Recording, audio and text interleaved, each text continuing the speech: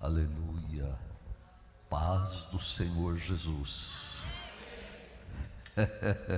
Que gostoso estar aqui. É maravilhoso estar com vocês. No decorrer da mensagem eu vou dizendo o porquê. Quero agradecer muito Pastor Silas Toste, que tem um sanguinho ribeirão pretano. Cadê ele? Está lá atrás? Isso. Que bênção. Meu amigo querido. Ontem, quando eu cheguei na reunião, eu pude sentir a unção de Deus, não somente sobre a tua vida, mas sobre os varões. Vocês sabiam que trabalho de homem é o mais difícil de todas as igrejas? O de mulheres é o mais dinâmico. O de jovens arrebenta, mas o dos homens... Só que aqui eu fiquei maravilhado, noite fria. Apesar que tinha um churrasquinho, né? Homem não gosta de churrasco, né?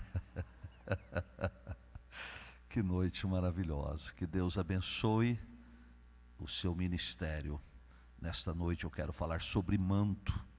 Que o manto que está sobre a tua vida se abra cada vez mais, como profetizou Isaías. Estenda as cordas da tua tenda cada vez mais. Da sua esposa, que é minha amiga desde adolescente. Ela tinha uns 12 anos e a gente ficava provocando a Márcia, né? No meio daquele monte de seminaristas, missionários. A Débora era pequenininha, o Júnior menor ainda. E que gostoso que era estar ali, naquele ambiente maravilhoso que o pastor Jonathan acabou de referir, ali debaixo da cobertura. Ele não gosta que chama, mas, irmãos, a maioria dos apóstolos que eu conheço, na verdade são diáconos, pastores alguns, mas aqui está um apóstolo, porém ele não gosta que chama. Então você que está em casa, por favor, não conta para ninguém não, tá? Pastor Jonathan tem um ministério apostólico. Isso não é grande coisa não, viu, pastor Jonathan? Apóstolo sofre. Já quiseram me ungir apóstolo. Eu falei assim, não. Deixa pastor Jonathan, deixa outros que oram mais aí, porque, irmãos, não é fácil. Mas vou tocar nesse assunto. Irmãos, eu namorei diversas moças lindas. Eu era tão feio, mas era abençoado. Mas a última, ela sofreu muito. Eu também, porque éramos amigos. Meu namoro era amizade, não tinha beijo, era namoro de moço batizado no Espírito Santo. Mas ela gostava de mim de verdade, e eu fiquei meses orando para terminar com ela, e consegui. Ela que deu iniciativa, porque eu achava falta de nobreza um rapaz terminar com a namorada. E orei, até que ela tomou iniciativa. Eu fiz um propósito: nunca mais vou namorar ninguém, exceto aquela que o Senhor me deu como ungida. Irmãos, eu não exigi perfil físico, rosto, cabelo, cor. Sempre gostei das moreninhas, mas podia ser loira desbotada, não tinha problema.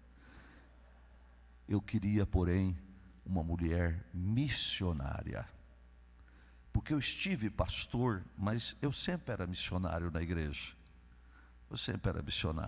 Eu queria uma mulher missionária. E lá, a filha de um vice-prefeito no interior do sertão nordestino, um homem riquíssimo, ela ia ser médica, desistiu de tudo para ir para o seminário de Cianorte, para chegar nos meus braços. E na manhã que ela chegou, eu tomei posse. Eu não sabia que tinha outro que gostava dela muito, eu não sabia. Se eu soubesse, eu teria me afastado. Mas um dos pedidos que eu fiz, eu não falei para ela nem para ninguém, é que ela tomasse chimarrão. Mas eu não falei. Chegou uma noite fria, eu voltando da cidade, lá estava ela tomando chimarrão. Falou, agora completou os 200 requisitos. Fizemos 45 anos de casado, agora em julho. E a gente comemora 25 e 50, amém? Não é verdade? Mas irmãos, eu perdi tanta gente nesse período agora, que eu falei, olha, vamos comemorar 45, vamos aproveitar que ele está acontecendo. Falta de fé, né, pastor? Falta de fé. A gente está tão jovem ainda, nem 70 anos chegamos. Eu falei, vamos fazer 45. E descobri que era bodas de rubi. Olha que lindo, bodas de rubi. Quem é que vai? Ainda não fez 45, levante a mão que está casado há mais de 40. Mais de 40, não, calma. Você nem tem. Ainda não fez boda de rubi. Faça, é lindo, porque rubi está na palavra, é uma pedra muito preciosa. E eu comprei esse chapéu, entrei de chapéu.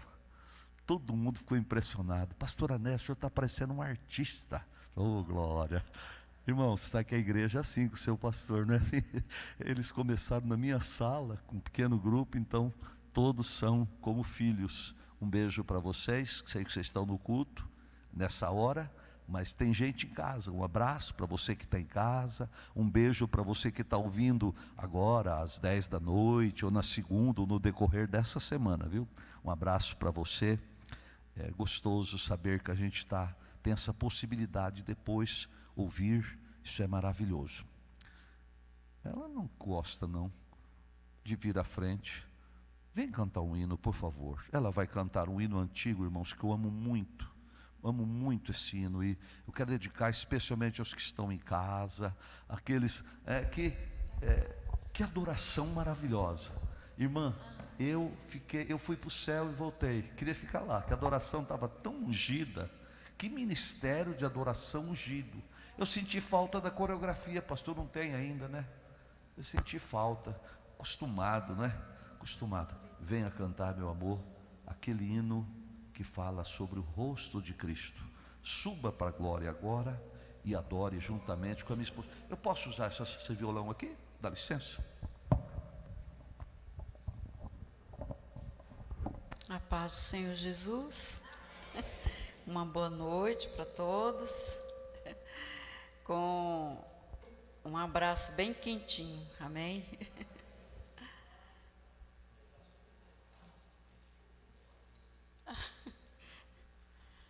Estou pedindo para eu mandar um abraço para aqueles que estão nos ouvindo, e tem alguns da minha família lá na Bahia, com certeza eles estão acompanhando, e eu quero mandar o meu abraço e um beijo para todos. Faz tempo que eu não canto, hein?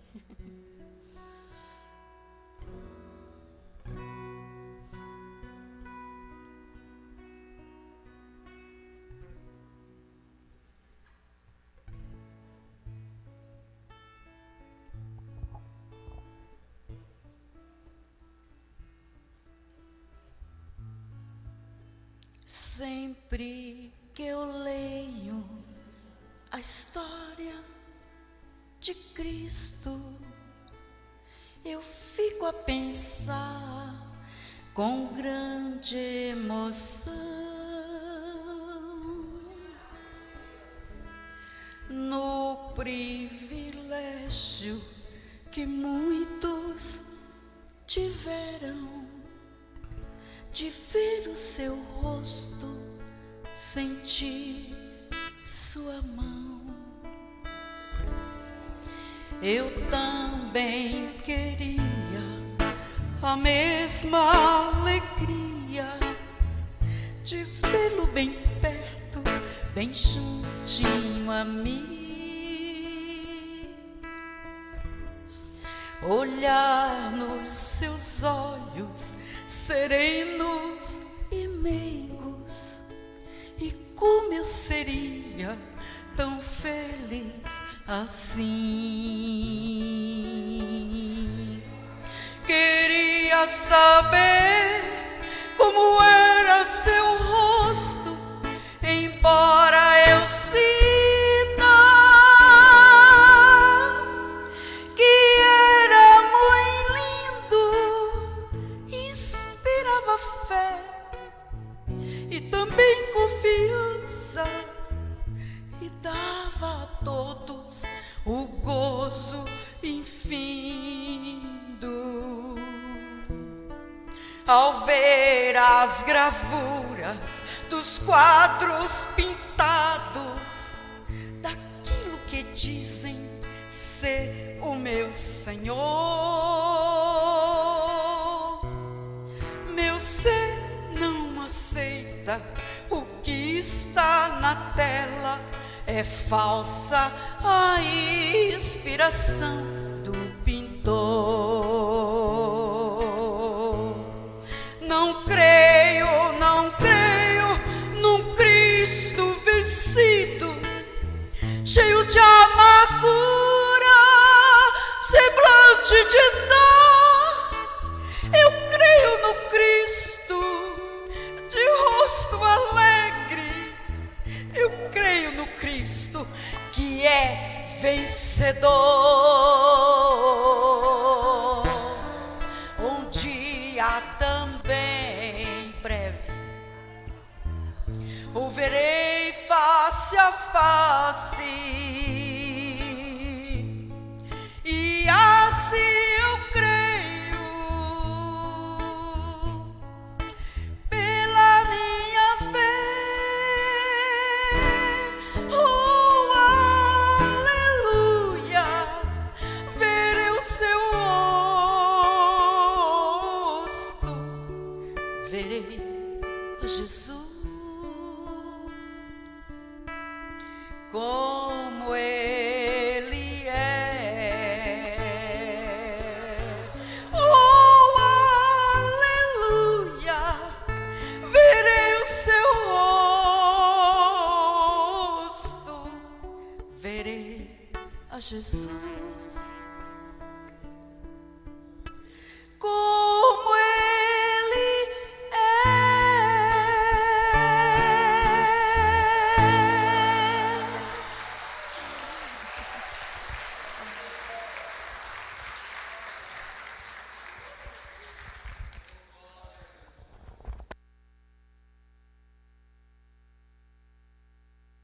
Aleluia.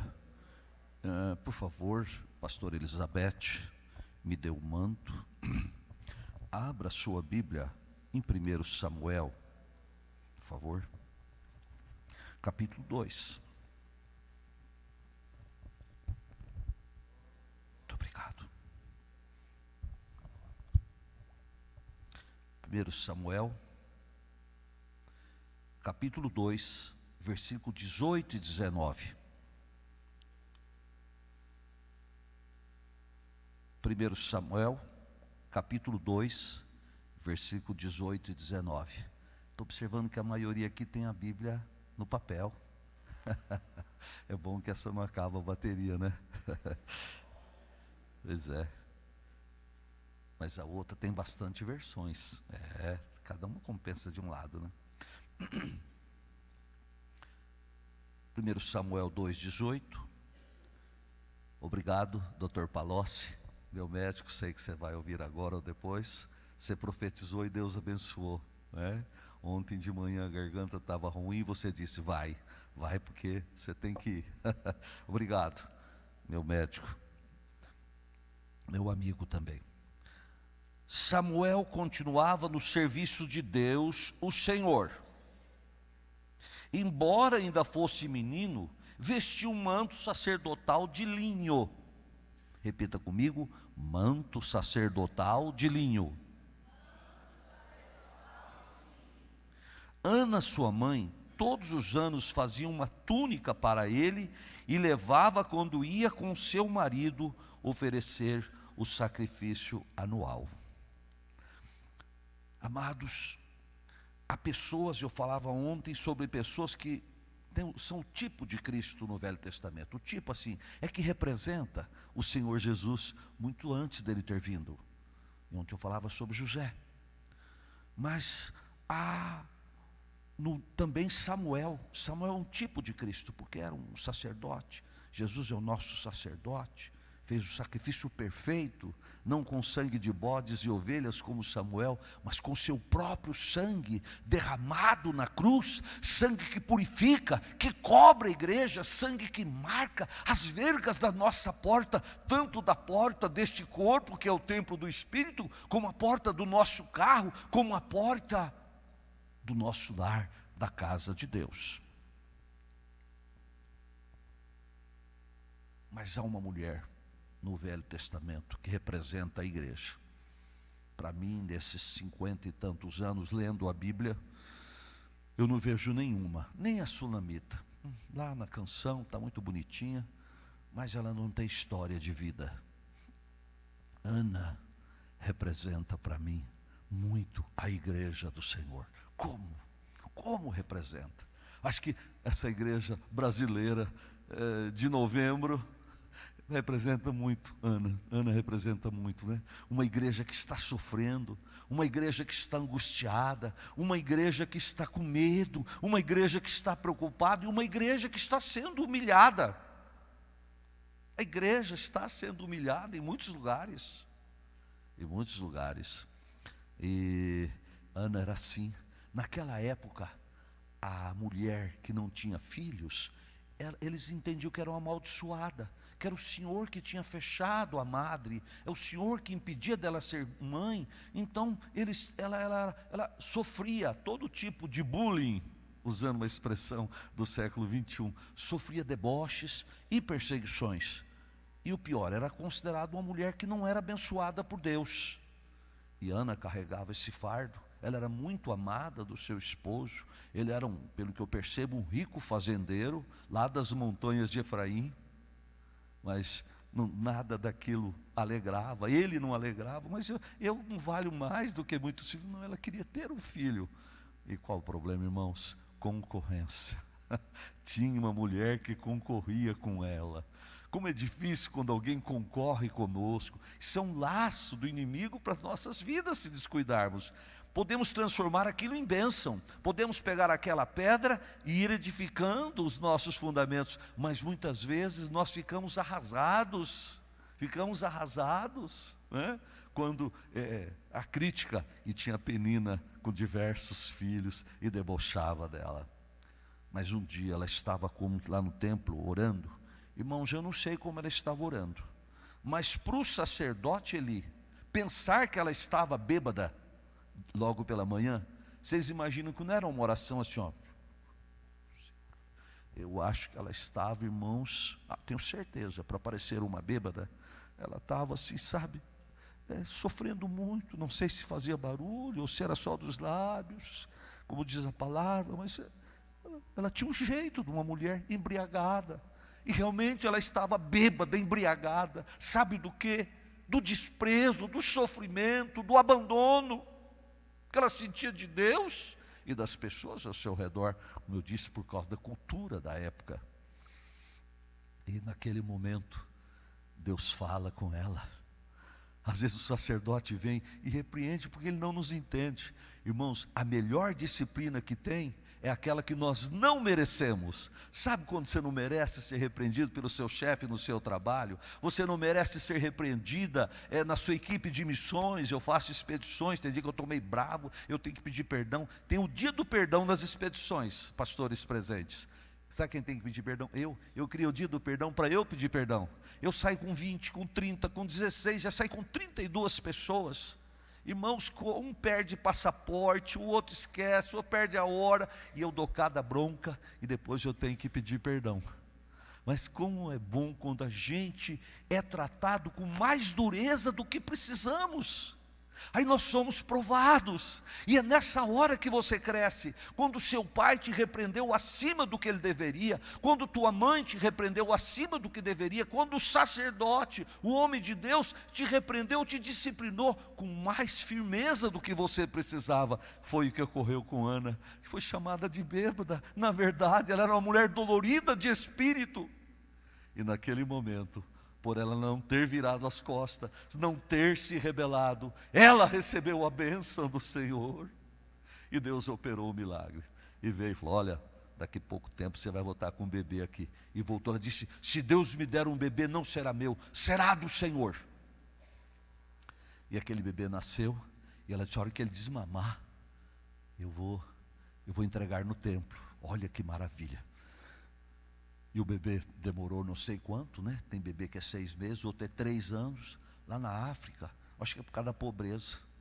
Tem uma irmã que foi lá, ela viu aquele menino grande, e a mulher turcana tirou o seio, que elas em geral não tem nem blusa mesmo, anda descoberto, naquelas tribos ali que eu trabalho, tirou, uma irmã brasileira, esposa de um irmão que tem uma certa condição, e ela olhando, ela tirou, ela prestando atenção, e a mulher tirou assim, aquele seio imenso, não tinha nada, mas tinha um menino pertinho, lá onde nós temos uma das nossas bases, no deserto de Lodebar, lá eles falam Lodebar, para nós Lodebar, e ela tirou, e o menino grudou ali, ela olhou que não tinha nada.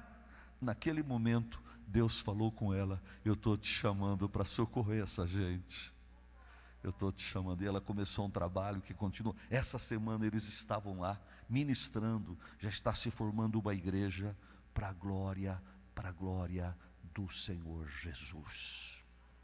Mas Ana desmamou e levou ao templo. Irmãos, era longe, não tinha carro, não tinha zap. Daqui a pouco eu posso chegar em casa e conversar com meus filhos. Agora há pouco minha netinha de 7 anos, a Rafinha, queria falar comigo, né, pastora Beth? Falou conosco, ô vô, é que sobre a minha boneca. Pois não, o que tem a sua boneca? Olha, é que é minha boneca, eu queria não sei o quê, que eu comprei uma boneca para ela dessas esquisitas, né, que está tendo hoje, manufaturada, feita à mão, artesanal. E ela, irmãos, não havia isso. Eu cheguei a ficar 6 meses depois que fiquei noivo, a minha esposa no interior da Bahia e eu no Paraná, sem vê-la uma vez sequer em 6 meses, sem falar uma vez sequer com ela, porque nem telefone tinha na cidade dela, nem luz elétrica no interior do Nordeste. Vocês imaginem, 6 meses apaixonado, irmãos, foi tão maravilhoso. Aquilo foi base para os nossos 45 anos, aqueles 6 meses sem ouvir a voz, só que eram 2 cartas por semana. Ela é escritora, desenhista, irmãos. A carta vinha tão bonita, cheia de desenhos. Eu guardei todas. Todas estão guardadas há 46 anos lá na minha casa. Quem sabe um dia os netos encadernam, né? E ela guardou os meus também, né, meu amor? Então lá os meus também. Meus garranchos. E querida igreja, mas ela entregou o filho. Cadê a Ana? Ana, vem aqui por favor. Pastor, cadê a irmã que você nomeou? Vem cá, Ana, venha, come here. Ana, quem é? Isso, vem cá. Eu posso empurrar um pouquinho assim, em vez de ir para lá, eu vou ficar aqui, tá bom? O que você acha? Né? Não, pode ficar aqui mesmo, tá bom, não atrapalha não. Então, irmãos, Ana, oi Ana, tudo bem? Tudo bem? Dá graça e paz para os irmãos. Graça e paz a todos. Pode saudar em hebraico também. Não vou conseguir. Nossa Ana. E sabe o que ela fazia? Ela passava o ano fazendo um manto, diz aqui a palavra do Senhor, que eu acabei de ler para vocês. Uma túnica, em outra tradução, ou um manto. Um manto, talvez fosse o mesmo sacerdotal que ela fizesse para ele. Pelo que eu entendo, era o mesmo. E ela fazia aquele manto. E não se imagine, quem é que é mãe, quem é que é pai, mas quem não é, pode imaginar a falta que ela sentia do filho único, que ela chorou tanto, e agora entregou ao Senhor. Como uma mãe que entrega a sua filha para missões, para ficar anos sem ver, como um pai que entrega o seu filho para missões, sem ficar vai ficando às vezes muitos anos sem até encontrar-se com ele, mas entrega no altar de Deus. Isto é maravilhoso. E Ana fazia. Ana, trabalha um pouquinho isso, no tear. Naquela época não tinha, viu, Não tinha Casa Pernambucana naquela época, nem a loja Stanger. Como é que chama da tua cidade que você vai lá comprar roupa? Bom, eu moro aqui em Araçariguama agora, né? Então, eu estou mais comprando pela internet. Não tinha internet, irmã. Torra tudo, como é que chama? Torra tudo? Torra. Não tinha. Ela tinha que, faz, irmã, vai preparando, é isso, vai preparando. Ela tinha 1 ano para preparar. Aí chegava a hora, ela, o esposo dela, irmãos, como eu disse, era um fazendeiro das montanhas de Efraim, e ele pegava as suas oferendas. Tem gente que não entende os holocaustos, fica pensando que era um fumaceiro, queimando carne, queimando osso, aquela coisa terrível, queimando couro. Não era assim. O holocausto era uma comunhão familiar, como vamos ter daqui a pouco. Eu já recebi o meu, só que era mais abundante. Era uma festa familiar, era um churrasco familiar. Então ele trazia aquele gado, o mais pobrezinho trazia algo menor, e era assado ali em holocausto ao Senhor, mas era só o redenho, uma parte que era queimado, o sangue era tocado nas pessoas. Era um momento de graça. Pensa bem, um homem cheio de pecados de um ano inteiro. Eu estava orando ali, só de hoje já tive que confessar não sei quantos pecados, imagina do ano inteiro. Aí ele chegava diante do altar do holocausto, e havia aquela equipe de sacerdotes, levitas que estavam ali. Esses aqui estavam servindo em Siló, e o que acontecia? Ele tocava com aquele sangue, aquelas pessoas voltavam perdoadas, porque representava o sangue do Cordeiro. Mas e a carne? Eles comiam muito gostoso. Alguns até abusaram, vocês lembram? Enfiavam o garfão lá dentro, pegavam as melhores peças. Eles disseram, não é para fazer assim não, né? Porque era um momento muito gostoso. Tinha uma panelona, que tem gente que gosta mais de carne cozida, né? Tinha uma panelona lá. Então era um momento de família, que o sacerdote ministrava. Eu não sei para quantas famílias de uma vez. O templo não era muito grande, nem mesmo o tabernáculo, mas eles ministravam, então era um momento gostoso. Por isso que o churrasco de ontem estava uma bênção, né? Porque representa também, né? Um pouquinho.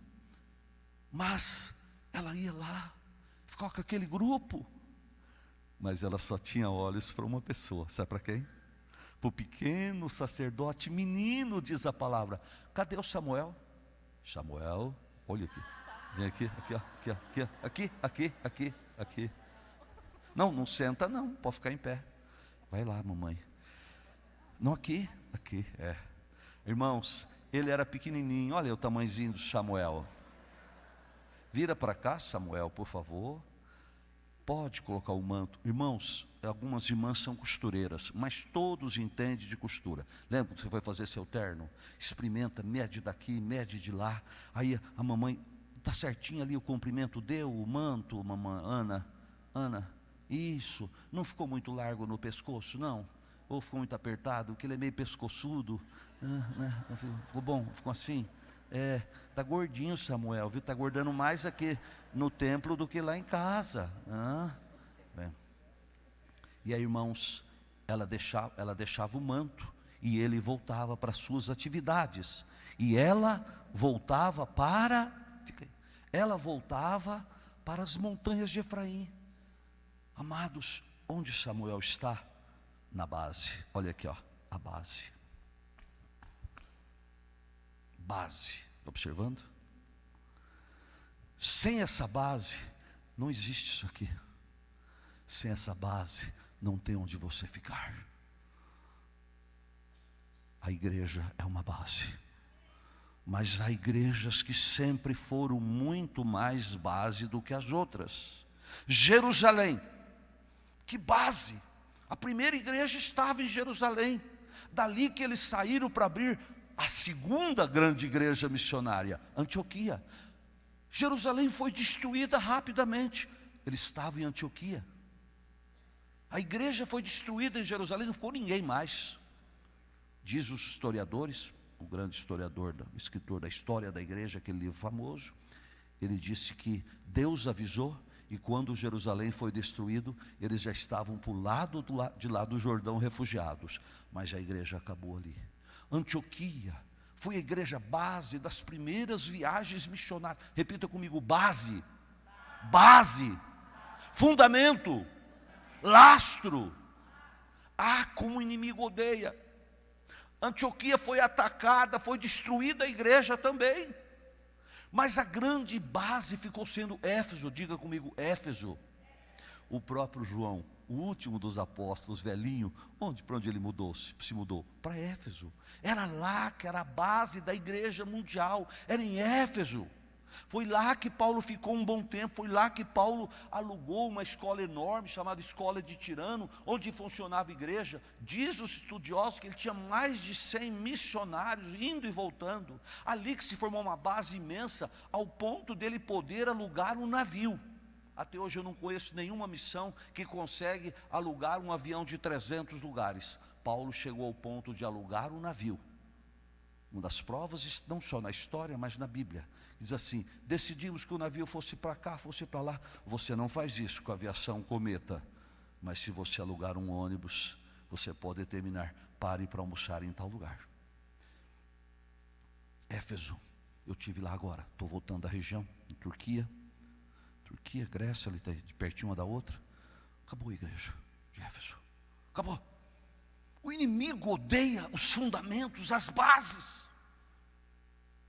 Por isso eu disse para o pastor, essa mensagem não tem nada a ver com vocês. Eu estava na minha casa, quando Deus me deu a mensagem de ontem e a de hoje. Eu não sabia com quem que eu ia encontrar aqui, mas olha, o inimigo odeia as igrejas que são base, especialmente base missionária. Porque se ele arrancar os alicerces, cai tudo. Você precisa amar essa sua igreja. Você precisa perdoar essa sua igreja. Você precisa amar essa liderança, perdoar, ser leal. Está profetizado tantas vezes. Paulo fala em 1 Timóteo, 2 Timóteo, Jesus fala um monte de vezes, que no final dos tempos, o forte do ser humano seria a deslealdade. Mas não você. Você vai ser leal com a tua igreja.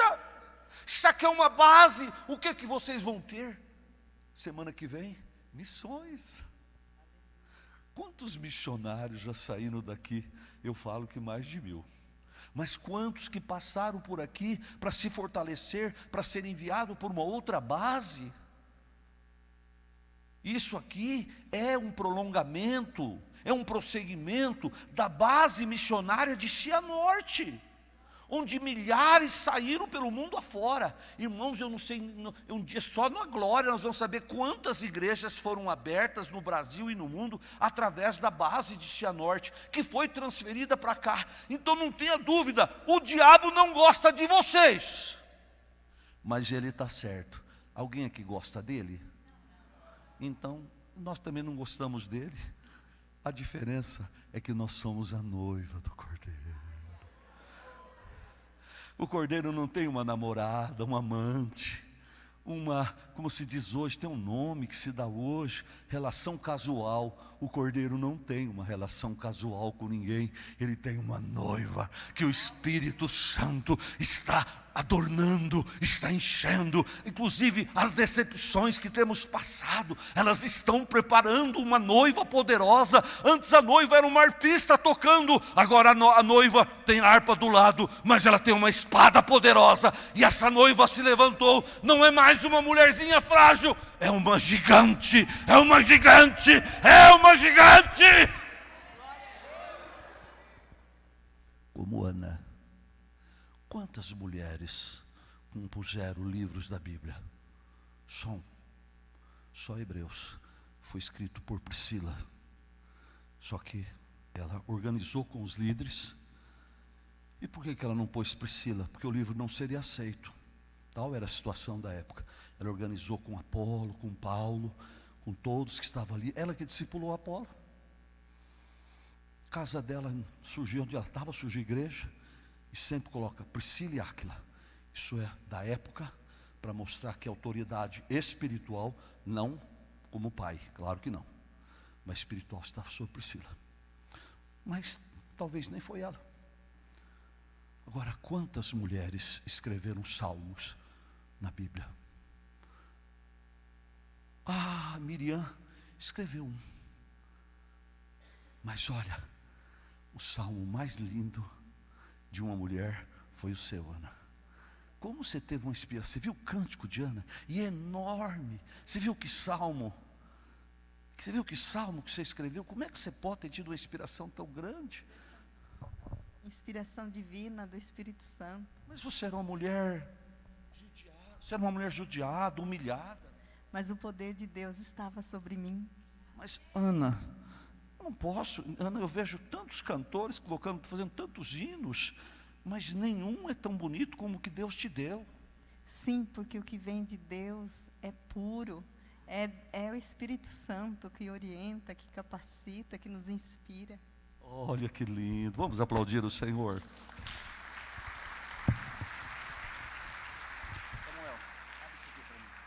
Samuel, serve água aqui para o velho sacerdote, por favor.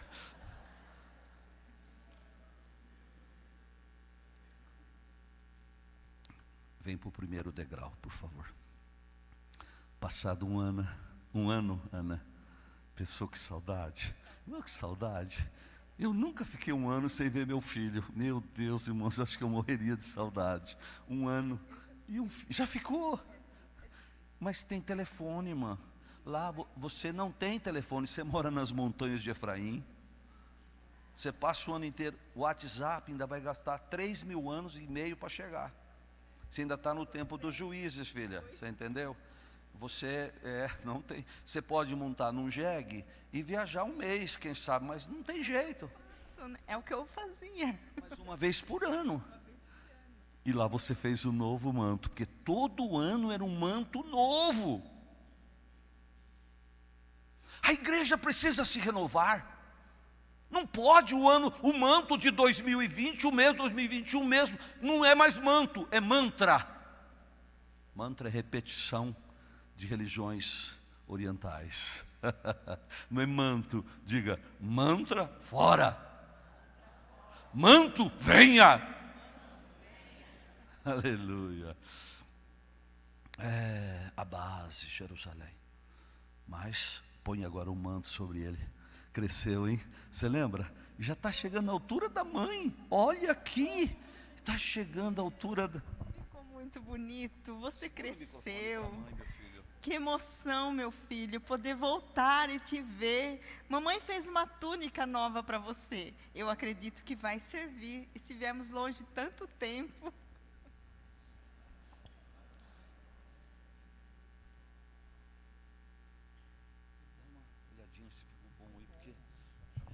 Ele está crescendo muito depressa, Ana. Puxou para o pai, porque a mãe tem 1,5 metro de baixura. Agora o pai é alto, é o pai, né? E olha, os olhos do pai. É do pai. Mas olha, ele está com 14 anos, já tem uma barbinha e um bigode. Então, né? Samuel, você ficou bem de bigode? Ficou, né? Ficou bem. Vocês concordam? Ficou bem de bigode, Samuel? Ficou bem? Ficou bem. Meia boca, né? Então, olha, irmãos. Segundo degrau. Não mais nem menos importante. Judéia. O que é a Judéia? São Roque, São Paulo. Um lugar que você toma um banho 5 horas da tarde, vai lá ministrar e volta. Isso é tua Judéia. Jerusalém. Ela é tão gulosa que ela come tudo. Está escrito lá, né? Ela tem uma dificuldade com os profetas. Se descuidar, irmãos, é o ar-condicionado novo, é teclado novo, todo mês é som, irmãos. O que nós gastamos naquela pequenina igreja de Ribeirão Preto, de 300 pessoas? Vocês não acreditam, e está sempre precisando de algo novo. Jerusalém é gulosa. Mas para a Judéia sobra um pouquinho, vocês percebem? Para a Judéia sobra, por quê? Judéia está ali em Sorocaba, a Judéia está indo um casal lá para Sorocaba. Eu já pedi para eles de vez em quando vir aqui. Vocês não faltam, por favor, está perto. Então isso é Judéia, é Judéia. A igreja precisa alcançar as cidades ao redor. Senão a gente se descuida e a gente prega na Bolívia, mas esquece da vizinha Olívia. Não é verdade? Então é preciso estar atento com o segundo degrau. E é pertinho de nós, é facinho. Vocês aqui têm uma cidade assim, que tem muita escravidão de trevas? Ribeirão Preto tem Tambaú, é pertinho de Ribeirão. Abriu igreja, fechou, inclusive a minha. Irmãos, era a cidade de um homem que recebia espíritos, fazia um monte de coisa, fazia um monte de milagres. E lá é uma cidade assim presa. Aqui perto tem? Eu ouvi dizer que tem aqui perto, que a turma vai a pé, fazendo procissão, etc. Não é? Então, vocês precisam estar atentos. É uma vergonha que precisa Deus tirar alguém da América do Norte para colocar aqui, sendo que vocês estão perto. Todo dia vocês podem ir lá e voltar.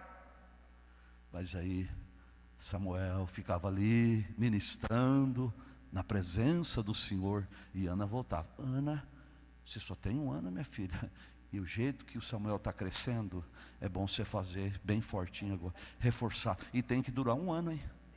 Dá um ano. Irmãos, e vem então o segundo ano, vai indo o terceiro ano, o quarto ano, e ele vai crescendo, enquanto Ana viveu. Todos os anos ela levou. E um dia o sumo sacerdote olhou para ela e disse: o Senhor te dará muitos filhos. E ela teve mais 3 meninos e 2 meninas. Olha que lindo. Irmãos, a igreja que reparte com a obra missionária, ela não empobrece. Eu sou pastor da igreja mais rica do mundo. Nós nunca temos aperto nenhum. Irmãos, só que tem ano que a gente investe 55% em missões, na obra missionária. Na obra missionária. Eu viajo o mundo todo. Quem paga todas as minhas despesas é aquela pequenina igreja na beira da linha.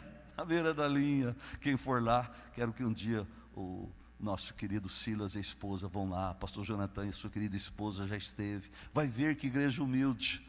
Irmãos, e Deus tem abençoado tanto, porque a gente reparte com missões, reparte com órfão, reparte com necessitado. Mas vamos à frente para a gente terminar a palavra. Chega outro degrau, por favor, Ana. Meu filho, que saudades. Você é o filho muito querido. É um filho que eu entreguei ao Senhor. Como você está lindo, como o Senhor tem sido misericordioso com você. Mas, fala mamãe. Mamãe, faz 3 anos você não vem, te fiz alguma coisa, mamãe? Não, Samuel, não, meu filho, eu te amo, mas eu tive outros filhos, o Senhor me deu mais filhos, mas você continua sendo filho amado, filho querido. E Ana colocava o manto sobre ele, era o momento dos dois. Vocês percebem? Porque ele estava o tempo todo ministrando. Não tinha essa folga. Férias foi inventada nos tempos modernos. No Velho Testamento não tinha férias. Tinha o Shabá, que era o dia do descanso semanal. Férias não tinha. Então, foi gostoso ficar com o filho. Foi muito bom rever meu filho. Oh, que bênção. Mas ela tinha que voltar para as montanhas, continuar a sua vida. E durante aquele ano, ela ia tecendo, ela ia cosendo um novo manto. Samuel, tá grandão. Segura para ela. Tá grandão. Meu filho, como você cresceu. Olha, sei não se vai dar certo, viu? Mas eu acho que dá para. Vai servir.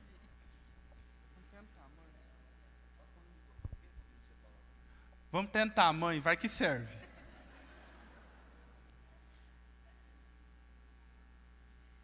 Ficou um pouquinho estreito, curto, mas tá bom, filho. Serviu, mãe, dá.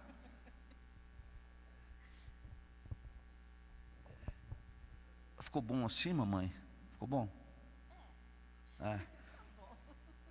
Aquele terceiro degrau era Samaria. Jerusalém, Judéia e Samaria. Alguém torceu e disse: primeiro Jerusalém. Não tem isso na Bíblia. Eu procurei um teólogo, desse que é teólogo puro mesmo, que estuda a Bíblia, que conhece as línguas. Eu falei: por favor, eu estou pregando na tua igreja hoje, você pode até amanhã pesquisar no original essa palavra tanto em Jerusalém, porque torceram, eu não sei quem que ensinou, que é primeiro Jerusalém. E eu disse, se sobrar, vai para a Judéia. Não vai sobrar para Samaria. Samaria está enrolada. Samaria, para mim, é o sertão nordestino. Essa é a minha Samaria. Eu não sei de vocês. Samaria é um lugar distante, que até tem uma diferença. Minha esposa está casada comigo há 45 anos. Eu já peguei um pouquinho do sotaque norte-americano dela, mas ela não para de falar baianês. Continua falando com o sotaque nordestino. Mas eu entendo. Eu pego aqui uma nota de R$100 e chego lá em Juazeiro do Norte, ou no Rio Grande do Norte, em Paraná, vou lá e compro comida e pago hotel. Então isso é minha Samaria. Está longe, não está pertinho. Dependo de uma viagem, porém, é minha cultura. Essa é Samaria. É minha cultura, é meu povo, é meu dinheiro. Eu chego lá, irmãos, eu e o pastor Jonathan estávamos numa igreja enorme, uma das maiores igrejas do estado de São Paulo, ele do meu lado, eu ali. Irmãos, eu ando com ele há quase 50 anos, ele disse quase 100, mas ainda falta um pouco, quase 50 anos. Eu disse, estava aquele barulhão, falei, pastor Jonathan, por que não é que eu grito com ele, não, gritei porque não dava para ouvir, estava um som a igreja. Pastor Jonathan, por que o senhor não me falou do sertão nordestino antes? Ele falou, porque eu também não sabia. Eu, tá ok. Não, os outros vão entender, para ouvir, né? Amados, como pode isso? É um mistério. Satanás isolou aquela região. Aquela região existe há 200, 300, 400 anos, sei lá, né, que aquele povo está ali. Foi isolado, como pode? Olha, Paraná é a sede do município, é um lugar pequeno. Dezembro, a igreja, Ana, cresceu 50%. Glória a Deus. Mas sabe por quê? Só tinha 8 crentes no perímetro urbano. E chegou a família que enviamos em 4. Então, em dezembro, a igreja cresceu 50%, porque foi de 8 para 12. Estou falando para vocês, contado de porta em porta, porque tem as estatísticas do censo, mas que conta a gente da lavoura. Eu estou falando no perímetro urbano, 8 cristãos, e de uma igreja assim maravilhosa, porque eles estão lá há muito tempo, não critico não, mas muito fechada.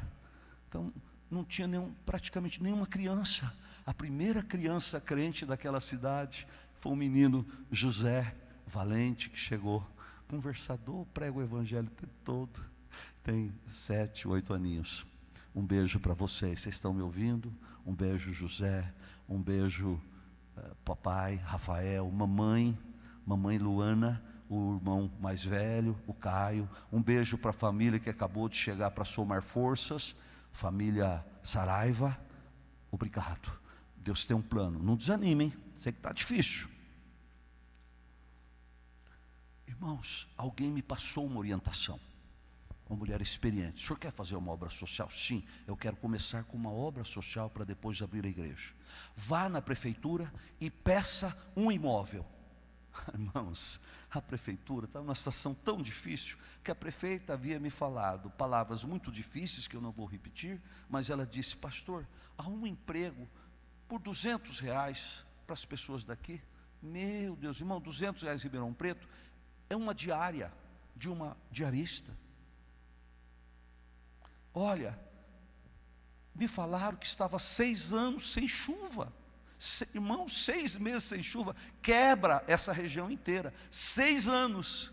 Só que depois que o missionário mudou, na verdade, eram 11 anos. Tipo de 2002, 2003, 2004, até 2015, 2016, nenhuma chuva. Eu e o senhor andamos por aqueles lugares. O senhor lembra? Açudes imensos como gargalheiras, imenso que perdia de vista, só pedras brancas ressequidas. Não é verdade? Não é verdade? A pastora Beth que esteve lá, falência total, não há mais emprego, todo mundo vivendo agora de uma ajuda mensal. Essa era a realidade da cidade. Essa era a realidade. E agora? Ela pensou, tinha, mas em outro lugar, e nós queríamos ali. Tem uma escola abandonada, nós fomos lá.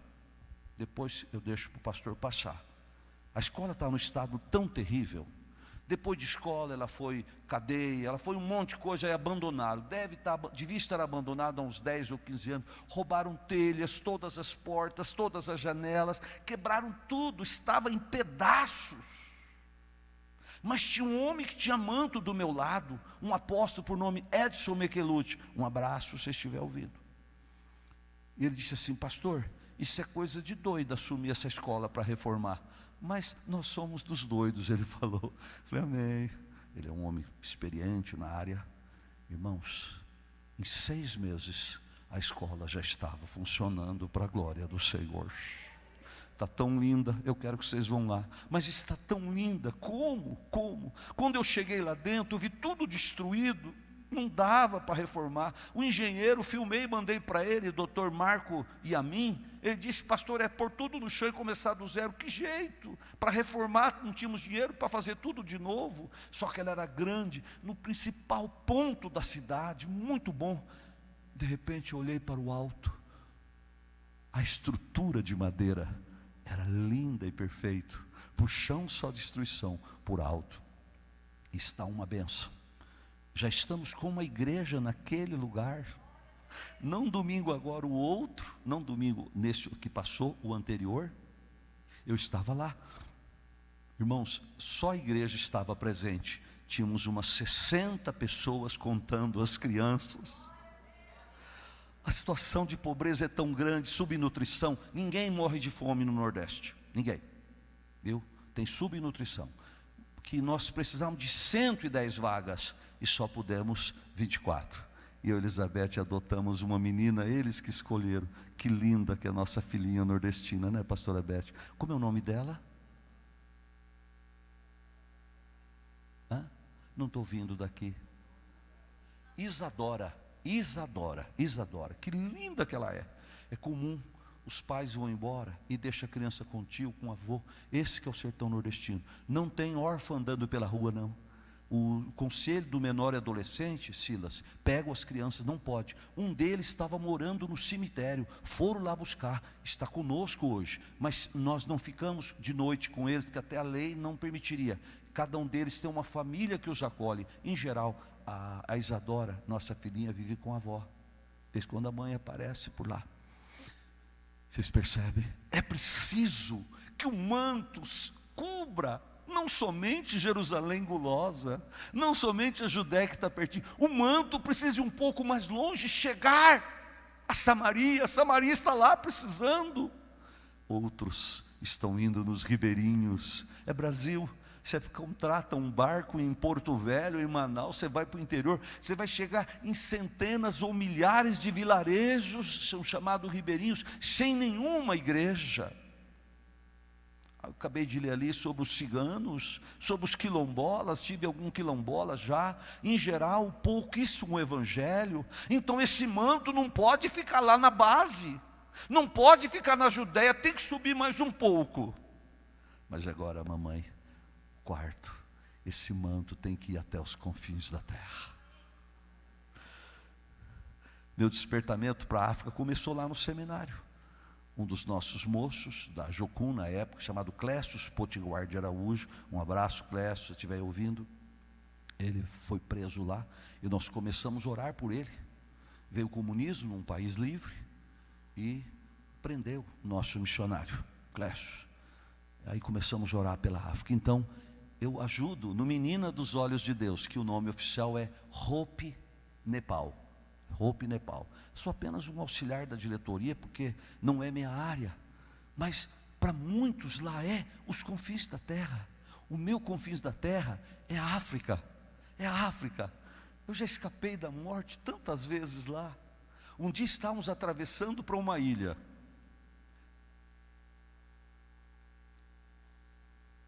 Uma ilha no Oceano Pacífico. Uma ilha cheia de tubarões no caminho. Irmãos, e o barquinho era pequeno, com um motor de 15 HP. É um motorzinho muito fraco para uma travessia do dia todo. Saímos ao amanhecer, chegamos ao anoitecer. Chegamos por um milagre. Sabe por que eu fui? O nosso missionário africano, meu filho africano, Ricardo Zindoga, disse: nunca um missionário pisou na ilha. Nunca um missionário esteve lá, nunca, só nós. E eu tentei uma vez, veio um temporal, eu não fui. Aí dessa vez mesmo, armando a chuva, falei, então vamos. Irmãos, você imagina a impressão que eles tiveram de um homem branco chegando lá? Essa cara horrorosa. Eu falei, puxa, eu vou trazer gente mais bonita para vocês terem uma... Eles nunca tinham visto os que não viajavam, os moradores comuns dali. E eu cheguei naquela ilha. No caminho, irmãos, veio um temporal. O barco subia uns 3, 4 metros de altura e caía. Pá, estralava tudo. Falei, agora vai.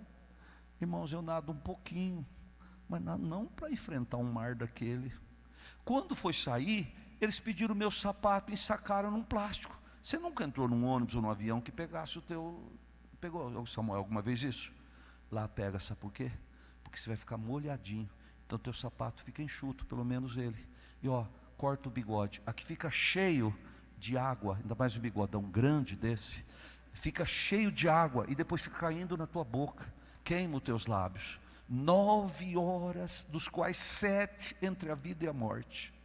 E eu tinha levado comigo, agora corrigindo, eu levei gente bonita, levei um irmão e levei o seu filho comigo. E quando eu vi que nós íamos morrer, eu não fiquei dó do irmão não, fiquei com dó do moço. O moço estava amando uma moça, se casou. Ele é um empresário aqui agora em São Paulo, veio de Ribeirão, casou-se com uma médica, filha do pastor Danilo. Estava ele, quando eu olhei, eu vi, eu chorei, falei, eu não queria que ele morresse, Senhor. Tem 22, 23 anos, eu já sou avô, já vivi tanto, Senhor. E naquele momento, eu disse, Senhor, dá um sinal de que nós vamos sobreviver. Se não, glória a Deus, vão para a glória. Vai o jovem também. E naquele momento, única vez na minha vida, já estive em todos os mares do oceano. Todos. Única vez na minha vida. Um peixe enorme, um marlin, de uns 2, 3, 4 nomes. Marlin, um peixe grande com as costas serrilhadas. Ele veio pertinho do barco, deu um salto e mergulhou de novo, e meu coração se encheu de alegria. Eu sabia que era ou um peixe mesmo, ou era um anjo avisando, vocês chegarão lá. E naquela noite nós chegamos lá, 156 pessoas estavam nos esperando, debaixo de uma árvore, com uma luzinha quebra-galho. Irmãos, hoje temos a melhor igreja naquela ilha, a melhor igreja dos 500 campos missionários que temos aqui no último degrau, lá na África, dos 512 campos missionários, a mais sólida, a mais firme. Aqui é um exemplo, onde mora o líder, é a nossa Jerusalém, é a nossa Antioquia, é a nossa Éfeso, é essa ilha de Buene. Oh irmãos, então é preciso ir. Não importa a sua idade, você pode ir. Não diga isso não. Você tem enjoo, pode subir do avião. Lá você não vai no barco não, você não precisa ir. Você fica só visitando os campos da África, ou de qualquer outro lugar que o Senhor tocar o seu coração. Ouça o que eu vou dizer, minha convicção pessoal. Toda igreja tem um chamado específico para Jerusalém. Todo mundo sabe, Araçariguama, é Ribeirão, claro. Judeia, é ao redor. Agora, toda igreja tem um chamado para uma Samaria. Toda igreja local, seja ela de 20 pessoas ou de 10 mil, ela tem um chamado para Samaria. Não é, uns vão para Samaria como inventaram, isso é besteira. Uns vão para Samaria, outros vão para a Judeia, 99 fica em Jerusalém. Não é. O chamado é para todos. Quando ele diz recebereis poder, ele está dizendo que todos iriam para a Judeia, todos iriam para Samaria, todos chegariam aos confins da terra, todas as igrejas. Por isso tem pastores frustrados no final da sua vida, porque não cumpriram o tanto aqui. Aquele teólogo, completando a palavra, chegou e disse, pastor, não tem escapatória, é uma isonomia, é uma igualdade. Tudo que tem que ser feito para Jerusalém tem que ser feito para os confins da terra. Portanto, se uma igreja arrecada R$1.000 por mês, ela tem que pegar 500 e colocar para ser o tanto, ou melhor ainda, repartir em 4 e ir para qualquer lugar. Na intercessão, vocês imaginem quantas toneladas de oração vai para a glória a cada dia aqui do Vale da Bênção? Quantas toneladas eu estou usando a forma peso, porque a Bíblia fala peso da glória, então tem peso de intercessão também. Quantos? Agora eu te pergunto, quantos que ficam aqui, orando pela tua sogra, pela tua mãe, pela tua filha, pelos teus parentes? É isso que está o teu coração. E quantas orações tem pela Samaria, até pela Judéia, ou os confins da terra? Zero. Isso está errado. Ana, o que você está fazendo, Ana? Só foi lá levar o manto no primeiro ano, foi isso? Tá dormindo na luz. Não, mas você parou ou você levou depois também? Não, eu levei. Levou para a Judéia? Levei. Levou para Samaria? Levei. E para os confins da terra? Tem que ir. Está aí, olha. Só que você observou que os confins da terra são muito grandes. Não fale mal da igreja brasileira. Hoje eu não tenho dúvida, é a igreja que mais tem missionários pelo mundo. É a nossa querida, golpeada, criticada igreja brasileira. Tem tanta gente criticando a igreja por causa de situações que vivemos essa semana, irmãos, que eu acho que o diabo até tirou férias do trabalho de acusação, porque tem um monte de crente criticando a igreja. Eu não preciso mais, deixa que eles estão lá criticando a igreja. Outros não estão indo mais. Como a gente conhece a mornidão espiritual? É pelo pé. É pelo pé. Quando eu estou esfriando espiritualmente, a primeira coisa que eu perco, Samuel, é a vontade de ir para a igreja, é de congregar. Então essa é a nossa Ana. Ana significa graça. Repita comigo. Então os irmãos digam assim: Ana, o que significa o teu nome? E as mulheres respondem: homens.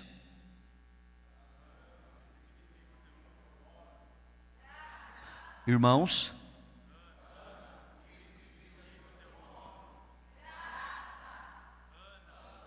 O que significa o teu nome? só mais uma vez. Ana, o que significa o teu nome? Todos fortes, graça! Aleluia. Obrigado, igreja querida. Essa igreja não tem relógio. Fiquei sentindo, olhando aqui, mas não sei que hora que eu comecei. Então, obrigado a todos, que Deus os abençoe muito. Obrigado, Ana. Obrigado, Samuel. Deus te abençoe muito mesmo. Muito mesmo, obrigado.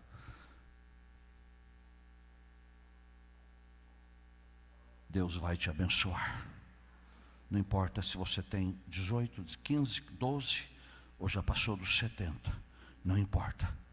O seu ventre espiritual não cessará jamais. O seu ventre espiritual, irmão querido, não cessará jamais. O seu ventre espiritual, irmã querida, não cessará jamais.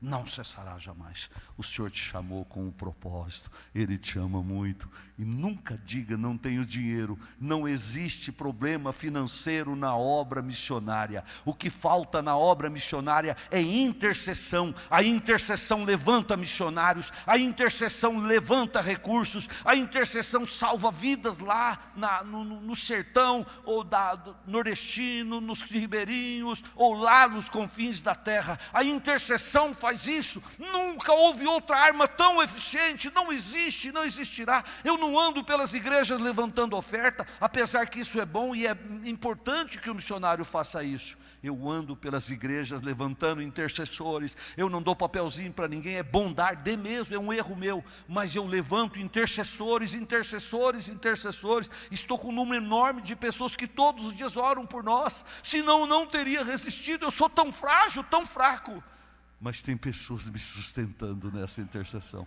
Ana, Ana, Ana, Ana, chora diante do altar, porque o manto não vai faltar.